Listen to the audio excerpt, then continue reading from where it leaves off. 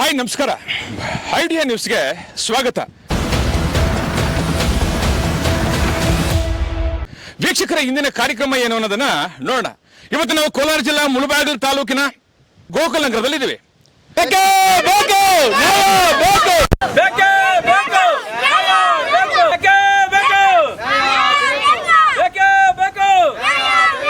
ಈ ಕೆರೆ ವಾಸ್ತೆಯಿಂದ ನಮಗೆ ಪರಿಹಾರ ಬೇಕು. ಈ ಕೆರೆಯಿಂದ ಬರ್ತಾರೋ ವಾಸ್ತೆಯಿಂದ ನಮಗೆ ಪರಿಹಾರ ಬೇಕು.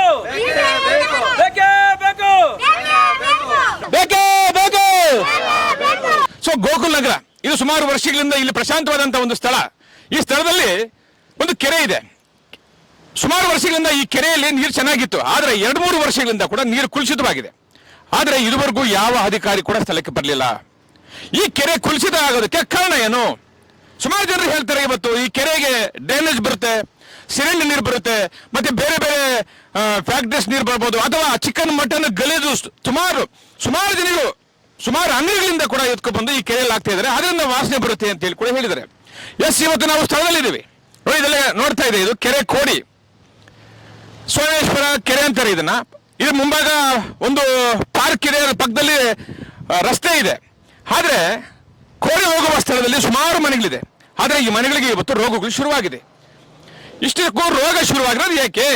ಮೂಗಿಡ್ಕೊಂಡ್ ಬರ್ಬೇಕಾಗ್ತದೆ. ಎಷ್ಟು ದಿನದಿಂದ ಬರ್ತಾ ಇದೆ ಸರ್? ಒಂದು ವಾರದಿಂದ ಬರ್ತಾ ಇದೆ ಸರ್. ನಾವು ಬರ್ತಾ ಇರೋದು 1 ವಾರದಿಂದ ಬರ್ತಾ ಇದ್ರಿ.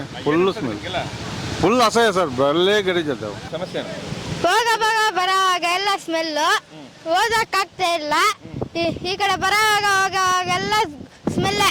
ಸ್ಕೂಲ್ಗೆ ಹೋಗಕ್ಕೆ ಕಷ್ಟ ಆಗ್ತಿತ್ತೆ. ಸಮಸ್ಯೆ. ನಿಮ್ಮ ಹೆಸರೇನು? ಭಾಗ್ಯಮ್ಮ ಅಂತ ಸರ್, ಮುಳಬಾಗಿಲಿಂದ. ಸರ್, ಕೆರೆ ಇದು ಪ್ರಾಬ್ಲಮ್ಮು ಜಾಸ್ತಿ ಆಗಿದೆ. ಈ ಸ್ವಲ್ಪ ಏನಾದರೂ ಮಾಡಬೇಕು. ಇಲ್ಲಾಂದರೆ ನಾವು ಉಸಿರಾಟ ಆಡೋಕ್ಕಂತೂ ಆಗ್ತಾ ಇಲ್ಲ. ತಲೆನೋವು ಮಾತ್ರ ತಿನ್ನೋದು, ಡೈಲಿ ಮಲಗೋ ಕೆಲಸ ಆಗೋಗೈತೆ. ಓಡಾಡೋಕ್ಕೆ ಕೂಡ ಇಲ್ಲಿ ಆಗ್ತಾ ಇಲ್ಲ ಸರ್. ಏನಾದರೂ ಇಲ್ಲಿ ದಯವಿಟ್ಟು ಏನಾದರೂ ಒಂದು ವ್ಯವಸ್ಥೆ ಮಾಡಬೇಕು. ಕಾಲುವೆನೂ ಹಂಗೆ ಐತೆ. ಕಾಲುವೆನಾಗೂ ಕಸ ಎತ್ತೋರು ಯಾರೂ ಇಲ್ಲ. ನಮ್ಗೆ ಸೊಳ್ಳೆ ಕಾಟ ಜಾಸ್ತಿ ಆಗೈತೆ ಸರ್. ನೀವೇನಾದರೂ ದಯವಿಟ್ಟು ಹಂಗೇನು ಸರ್, ಜ್ವರ ಬರ್ತೈತೆ, ಸೊಳ್ಳೆ ಡೆಂಗು ಬರ್ತೈತೆ, ಎಲ್ಲ ಪ್ರತಿಯೊಂದು ಕಾಯಿಲೆನೂ, ಮಲೇರಿಯಾ ಐತೆ, ಎಲ್ಲನೂ ಐತೆ ಸರ್. ಇಲ್ಲಿ ಯಾರು ಬರ್ತಾ ಇಲ್ಲ, ಯಾರು ನೋಡ್ತಾ ಇಲ್ಲ, ಇಲ್ಲಿ ಯಾರು ಇದು ಮಾಡ್ತಾ ಇಲ್ಲ. ದಯವಿಟ್ಟು ನೀವೇನೋ ಒಂದು ನಮ್ಗೆ ಆಗೋಷ್ಟು ಸಹಾಯ ಬೇಗ ಮಾಡಿಕೊಡಿ. ಅದು ಯಾವ ನೀರು ಮಿಕ್ಸ್ ಮಾಡ್ತಾರೋ ಗೊತ್ತಿಲ್ಲ. ಕೆಲವು ಇದೆಲ್ಲ ಚಿಕನ್ ಸಂದಲ್ಲಿ ಹಾಕ್ತಾ ಇರ್ತಾರೆ. ಬಟ್ ಅವೆಲ್ಲ ನಾವು ನೋಡಿಲ್ಲ. ಬಟ್ ವಾಸನೆ ಬರುತ್ತೆ. ಅದು ಏನಾಗುತ್ತೆ ವಾಸನೆ ಅಂತ ಯಾವ್ದು ಅರ್ಥನೇ ಆಗ್ತಾ ಇಲ್ಲ. ಓಕೆ ವೀಕ್ಷಕರೇ, ನಾವು ಇಷ್ಟೊತ್ತು ಸಾರ್ವಜನಿಕರು ಮತದಾರರ ಜೊತೆ ಮಾತಾಡಿದ್ವಿ. ಒಬ್ಬೊಬ್ರು ಒಂಥರ ಹೇಳ್ತಾರೆ, ಸೋಮೇಶ್ವರ ಕೆರೆ ಇದು ನೋಡಕ್ಕೆ ಕೆರೆ, ಆದ್ರೆ ಇವತ್ತು ಪರಿಸ್ಥಿತಿಯಲ್ಲಿ ನಾವು ನಮ್ಮ ಮಕ್ಕಳು ಸಮಾಜ ಬದುಕಬೇಕಾದ್ರೆ ಪರಿಸರ ಇರಬೇಕು, ಕೆರೆ ಇರಬೇಕು. ಆದ್ರೆ ಕೆರೆಯಲ್ಲಿ ದುರ್ವಾಸನೆ ಇರಬಾರ್ದು ಅನ್ನೋದು ಸಾರ್ವಜನಿಕರ ಪ್ರಶ್ನೆ. ಇಷ್ಟಕ್ಕೂ ಕೆರೆಯಲ್ಲಿ ದುರ್ವಾಸನೆ ಹೇಗ್ ಬಂತು? ಈ ಕೆರೆಗೆ ಯಾವ ನೀರು ಬರ್ತಾ ಇದೆ? ಕುಲುಷಿತ ನೀರು ಬರ್ತಾ ಇದೆಯಾ? ಡ್ರೈನೇಜ್ ನೀರು ಬರ್ತಾ ಇದೆಯಾ? ಒಳಚರಂಡಿ ನೀರು ಬರ್ತಾ ಇದೆಯಾ? ಅಥವಾ ಮುಳಬಾಗಿಲು ನಗರದಲ್ಲಿರ್ತಕ್ಕಂಥ ಚಿಕನ್ ಮಟನ್ ಅಂಗಡಿ ಗಲೀಜು ಆಗ್ತಾ ಇದಾರಾ? ಇಷ್ಟಕ್ಕೂ ಯಾವ ರೀತಿ ಎಲ್ಲಿ ಬರ್ತಾ ಇದೆ ವಾಸನೆ ಅನ್ನೋದು ಸಾರ್ವಜನಿಕರ ಪ್ರಶ್ನೆ ಆಗಿದೆ. ಇಲ್ಲಿ ಮಕ್ಕಳಿಗೆ ತುಂಬಾ ಸ್ಮೆಲ್ಲಿಂದ ಸ್ವಲ್ಪ ಜ್ವರ, ಕೆಮ್ಮು, ನೆಗಡಿ ಆ ಥರ ಪ್ರಾಬ್ಲಮ್ ಕಾಣಿಸ್ತಾ ಇದೆ. ಸ್ಮೆಲ್ಲಿಂದ ಜಾಸ್ತಿ ತೊಂದರೆ ಆಗ್ತಾ ಇದೆ ಸರ್. ಯಾರು ಇಲ್ಲಿ ಬಂದು ಯಾರಾದರೂ ಒಂದು 15 ದಿವಸ ಇರಲಿ, ಯಾರು ಇಲ್ಲಿ ಇದ್ರ ಬಗ್ಗೆ ಮಾತಾಡ್ತಾ ಇಲ್ಲ, ಬಂದು ನೋಡ್ತಾ ಇಲ್ಲ ಸರ್ ಯಾರು. ಏನೇ ಇರಲಿ, ಇದು ಸುಮಾರು 1 ತಿಂಗಳಿಂದ ಕೂಡ ಸೋಷಿಯಲ್ ಮೀಡಿಯಾದಲ್ಲಿ, ಮಾಧ್ಯಮಗಳಲ್ಲಿ ಪ್ರಚಾರ ಆಗ್ತಾ ಇದ್ರು ಕೂಡ ಸ್ಥಳಕ್ಕೆ ಶಾಸಕರಾಗಿರ್ಬೋದು, ದಂಡಾಧಿಕಾರಿಗಳಾಗಿರ್ಬೋದು, ಇದಕ್ಕೆ ಸಂಬಂಧಪಟ್ಟಂತ ಅಧಿಕಾರಿಗಳಾಗಿರ್ಬೋದು, ಇದುವರೆಗೂ ಯಾರು ಬರಲಿಲ್ಲ ಅನ್ನೋದು ಸಾರ್ವಜನಿಕರ ಪ್ರಶ್ನೆ.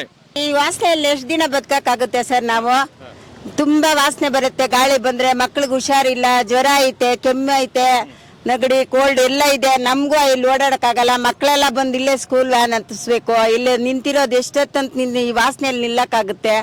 ಗೌರ್ಮೆಂಟ್ ಅವ್ರು ಏನ್ ಮಾಡ್ತಾ ಇದಾರೆ? ಎಲ್ಲ ಓಟ್ ಕೇಳ್ತಾ ಇದ್ದಾರೆ ಗನೆ, ಓಟ್ ಹಾಕ್ಸ್ಕೊಂತ ಇದ್ದಾರೆ ಗನೆ, ಏನು ಮಾಡ್ತಾ ಇಲ್ಲ. ಕಾಲುವೆಗಳೆಲ್ಲ ಕಸ ತುಂಬೋಗಿದೆ. ಬಡವರು ಸರ್, ಇಲ್ಲೇ ನಾವಿರೋದು ಈ ಏರಿಯಾ ಅಲ್ಲೇ ಇರೋದು. ಇಲ್ಲಿ ಯಾರು ಇಲ್ಲಿಗೆ ಬರೋವರೇ ಇಲ್ಲ ಸರ್. ಈ ಕಡೆ ಓಟ್ ಹಾಕೋ ಬರ್ತಾರೆ, ಹಾಕ್ಸ್ಕೊಂತಾರೆ, ಹೋಗ್ತಾರೆ. ಆ ಓಟ್ಗೆ ಬಂದಾಗ ಬರ್ತಾರೆ, ಆಮೇಲೆ ಬರೋದೇ ಇಲ್ಲ. ಈ ಕಡೆ 1-2 ತಿಂಗಳಿಂದ ತುಂಬಾ ವಾಸನೆ ಬರ್ತಾ ಇದೆ. ಏನ್ ಆಗ್ತಾ ಇದಾರೆ ಸರ್? ನಮ್ಗೇನ್ ಗೊತ್ತು ಸರ್ ಇದೆಲ್ಲ. ಒಟ್ಟಾರೆ ನಾವ್ ಹೇಳೋದಿಷ್ಟೇ, ಇವತ್ತು ಮತ ಬೇಕಾದ್ರೆ ಸಾರ್ವಜನಿಕರು ಬೇಕು, ಇವ್ರು ತೆರಿಗೆ ಕಟ್ಟಬೇಕಾದ್ರೆ ಸರ್ಕಾರಕ್ಕೆ ಜನ ಬೇಕು. ಆದ್ರೆ ಜನರಿಗೆ ಏನಾದ್ರು ಸಾಂಕ್ರಾಮಿಕ ರೋಗ, ಕಾಯಿಲೆ ಬಂದಾಗ ಅಧಿಕಾರಿಗಳು ಬೇಡವಾ? ನೋಡಿ, ಇಲ್ಲೇ ಇರೋದು ನಮ್ಮ ಮನೆ. ಅಲ್ಲಿ ನೋಡಿ ಸರ್, ಮನೆ ಇಲ್ಲೇ ಇರೋದು. ನಾವ್ ಯಾವ ತರ ಮಲಗ್ಬೇಕು ಹೇಳಿ? ನೈಟ್ ನಾವು ಮಲಗೋತ್ತು 2 ತಿಂಗಳ ಮೇಲೆ ಆಯ್ತು.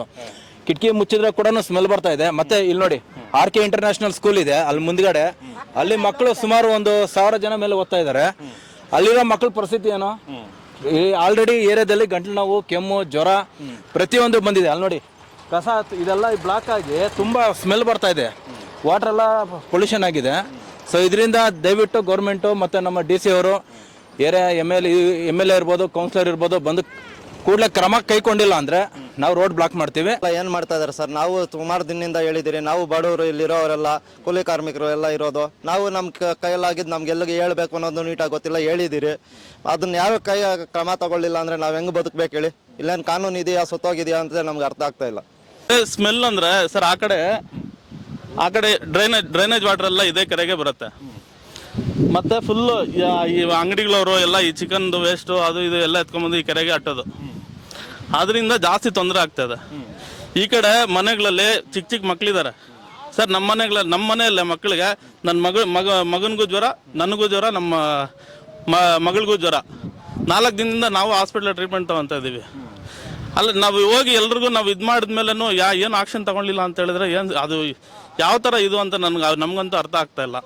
ಇದನ್ನ ಹಿಂಗೆ ಬಿಟ್ಟರೆ ಸಾಂಕ್ರಾಮಿಕ ರೋಗಗಳಂತೂ ಹರಡೋದು ಖಂಡಿತ. ಆಲ್ರೆಡಿ ಇವಾಗ ಸ್ಟಾರ್ಟ್ ಆಗಿದೆ, ಎಲ್ರಿಗೂ ಗಂಟಲು ನೋವು, ನೆಗಡಿ, ಜ್ವರ ಇದೆಲ್ಲ ಸ್ಟಾರ್ಟ್ ಆಗಿದೆ. ಸಾಂಕ್ರಾಮಿಕ ರೋಗಗಳೇನಾದ್ರೂ ಹರಡ್ಕೊಂಡ್ರೆ ಯಾರು ಸರ್ ಜವಾಬ್ದಾರಿ? ಯಾರು ಬಂದು ಇದು ಮಾಡ್ತಾರ?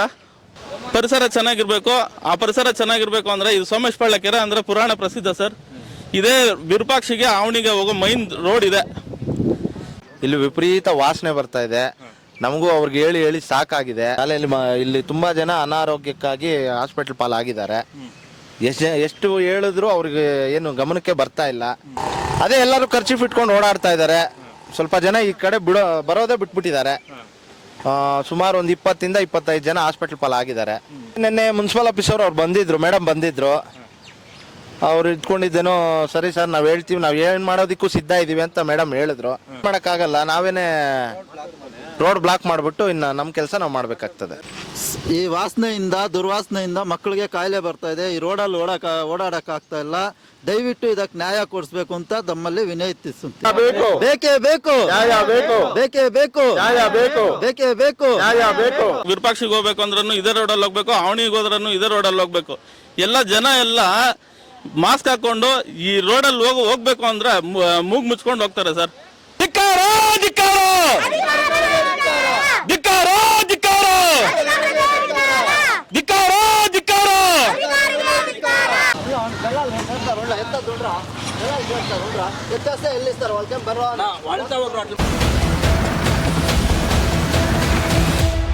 ವೀಕ್ಷಕರೇ, ಇಂತಹ ವಿಡಿಯೋಗಳು ನೋಡಬೇಕಾದ್ರೆ ಐಡಿಯಾ ನ್ಯೂಸ್ ಅನ್ನು ಸಬ್ಸ್ಕ್ರೈಬ್ ಮಾಡಿ, ಶೇರ್ ಮಾಡಿ, ಲೈಕ್ ಮಾಡಿ.